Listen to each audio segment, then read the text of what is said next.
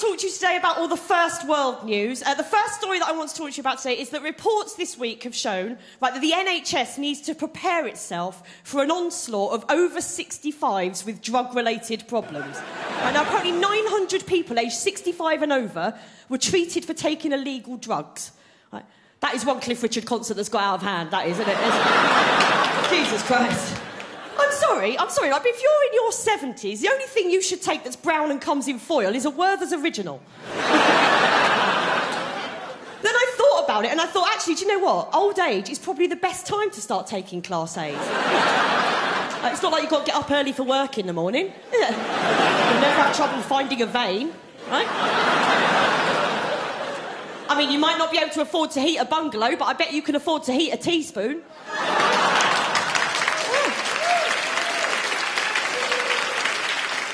Suddenly being cold won't matter that much anymore, will it? I'm pretty sure my nan's not on drugs. I don't think she's on cocaine, but then again, she does knock out jumpers at an alarming rate. So I think old people's homes are probably the best place to be off your face, aren't they?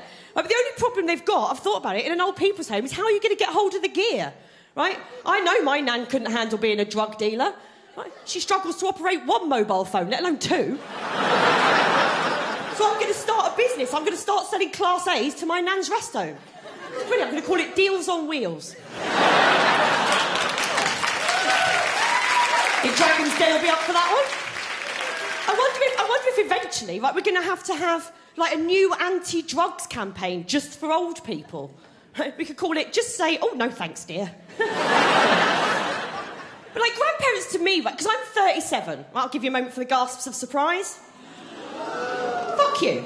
No, I'm 37. So grandparents to me are people who lived through the war and eat spam and all of that. But of course, today's grandparents, they were teens in the 60s. Right, they're much younger. Like Rolling Stones, Keith Richards. He's going to be 70 next week. Right, here he is. Look at that. Just looks like somebody's draped some skin over a clothes horse. He's taken so many drugs, I think his body's just forgotten to die. Now, the next story I want to talk to you about is a head teacher. He has come out and he said that children are swearing too much, right? And now, who does he blame? Gangster rappers, maybe? No. Footballers? No. Video games? No. He blames comedians on the telly. Fuck's sake.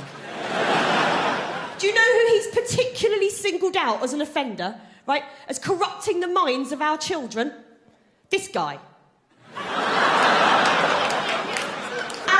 Davies. Yeah. Oh, yeah, he's a terrible influence on our kids, isn't he? Like, just the other day, I found my goddaughter trying to solve a seemingly impossible mystery in a duffel coat.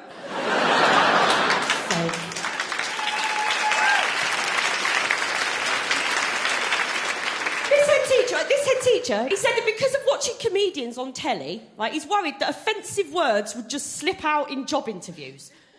Now, I watch a lot of Strictly Come Dancing on the telly, right? I've never been in a job interview and accidentally done a paso doble.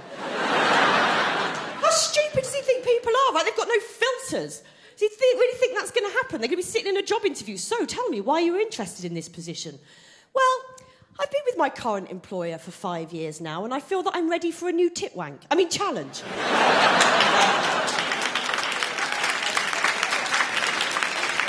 Now, this headmaster... He used to be headmaster of a school in Somerset, right? And honestly, no word of a lie, it is called Sexy's School. Right? If you don't believe me, here it is. Sexy School. Did you go to Sexy School? Yes, I bloody did. Yes. Sexy School, no words of a lie, it is located on Lusty Hill. Oh, you can't make that shit up, can you? No wonder he's paranoid about the language, right? It's also worth noting that in 2002, under his headmastership, pupils at Sexy School released a calendar called Sexy's Hot 12. Yeah, featuring topless and provocative images of sixth formers. Sorry, students getting their baps out is fine, but I can't say fucking a comedy routine. The school defended the calendar by saying that they received no complaints from parents. Oh, well, that's all right then, isn't it? And they said that all 500 calendars sold out almost immediately. Yeah, I bet they did. What they may not have mentioned, that it was one bulk order from a Mr. J. Saville. That current's gone right through me, mate. You want a glass of water? No, where's the fire extinguisher, Dave?